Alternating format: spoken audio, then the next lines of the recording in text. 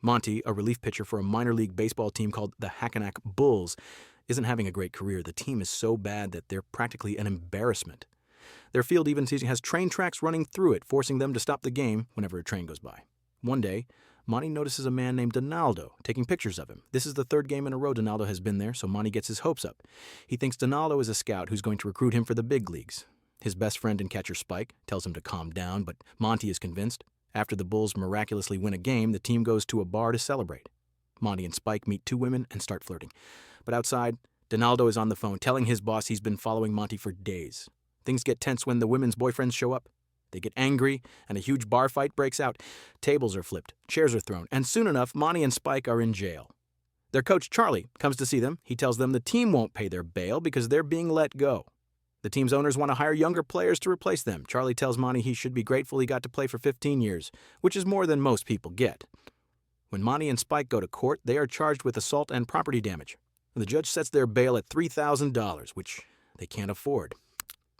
And just when they think they're going back to jail, Donaldo interrupts. He says he represents a secret client who will pay their bail and fines, but only if they plead guilty. Still thinking Donaldo is a scout, Monty agrees to the deal without hesitation. Donaldo takes them to New York, and Spike gets freaked out when they enter a big corporate building. He thinks Donaldo is an undercover cop sub, but Donaldo clarifies that he was never a scout. He works for a law firm. Inside, Monty is taken to a private meeting with lawyers. They tell him he has a long-lost great-uncle named Robert who had a huge fight with the family back in the 1930s and disappeared. It turns out Robert became one of the richest men in the country. Now that he has died, Monty is his only living heir. But there's a catch. The lawyers play a recording of Robert. He says he is disappointed in Monty for being a failure and explains that he wants to punish Monty the same way his father punished him. If Monty wants to inherit the massive fortune, he has to complete a challenge. The challenge is to spend $30 million in 30 days. There are strict rules. After 30 days, he can't own a single thing except the clothes on his back. He can't destroy anything he buys just to get rid of it. He can hire people but must get value for their services. He can only give away 5% to charity and gamble away 5%. He can't give money away to anyone else, even as a gift. He can't tell anyone about the challenge. The lawyers warn him that this is a tough challenge and advise him to take a $1 million buyout instead. But Monty is determined and decides to try for the full fortune. An employee named Angela will track his spending to make sure he follows the rules. Monty only tells Spike that he inherited $30 million. He hires Donaldo as his personal photographer, takes $3 million out of the bank in cash, and starts spending. He hires the bank's entire security team as his bodyguards and hires a random cab driver to be his personal chauffeur, then tells him to get a whole fleet of limousines. A crowd gathers around Monty, so he invites them all to a very expensive lunch. He orders the most expensive wine and keeps flirting with Angela, who tells him she has a fiancé, a lawyer named Warren. News of the eccentric millionaire spreads quickly. When Monty goes to a hotel, he announces to reporters that he's hiring a lot of people and that Spike is the new vice president of his company.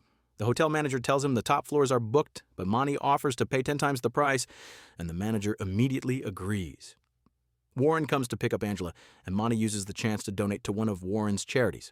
Warren is impressed by the art in the room, and Monty offers to hire him as his decorator for a huge salary. Warren accepts right away, which disappoints Angela. Warren's bosses at the law firm, who represent the will, agree to let him take a month off. But in exchange, he has to spy on Monty and report back on his spending. Warren is not allowed to tell Angela. Monty hires hundreds of people for all sorts of tasks. Warren, in turn, hires his ex-wife, Marilyn, to help with the decorating, which makes Angela even angrier. Monty continues his wild spending. He gives a man $3 million to get an iceberg from the North Pole to Africa to provide fresh water, even though Spike and Angela think it's a scam. He also hires a man to use his 5% gambling allowance. He then calls his old coach, Charlie, and rents the entire team, promising them new uniforms, a new bus, and better salaries. He even arranges for helicopters to pick up his teammates. The lawyers who are watching Monty's spending are impressed, and they begin to wonder if they underestimated him. The night before the big game, Monty is interrupted by an urgent call from Angela and Spike.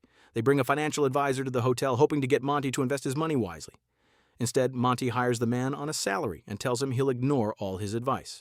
Spike tells Monty that he should invest in valuable things like jewelry or stamps. This gives Monty an idea, and he immediately goes out and buys the most expensive stamp in history. The next morning, the lawyers see the news and think they've caught him, since the stamp is an asset. But then they receive a postcard from Monty, and they're furious when they realize he used the expensive stamp to mail it. The lawyers decide to tell Warren about the challenge and tell him to create an error in Angela's accounting, promising a big reward if they win in the fortune. Later, Monty sees on the news that his stock in the iceberg company has tripled in value. Worried about the new money, he tells his employees to sell it all.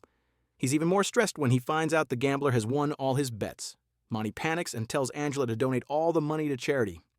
Angela gets into a huge fight with Monty after he tries to pay for a man's medical bills after a minor car accident, just to spend more money.